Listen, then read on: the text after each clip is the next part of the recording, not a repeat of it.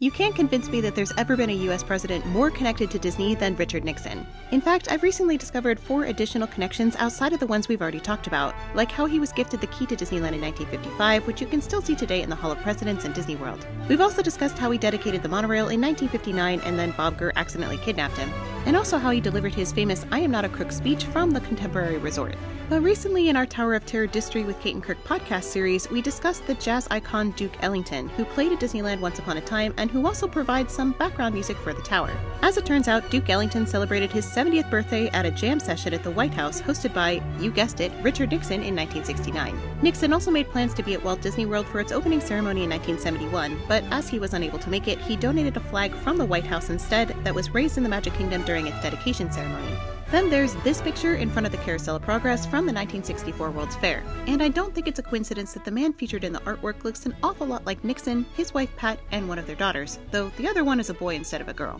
Last but not least, we have my favorite connection, and it's a wild one, because one of the buildings that heavily influenced the design of the architecture of the Tower of Terror was the Mission Inn in Riverside, California. Inside the inn is a presidential suite, and there you'll also find a picture of, say it with me now, Richard Nixon, because as it turns out, he and his wife Pat got married in the Mission Inn in 1940, a year after everyone mysteriously disappeared from the Hollywood Tower Hotel. So Richard Nixon, the most dedicated president to the Disney parks, was, in a way, married in the Tower of Terror.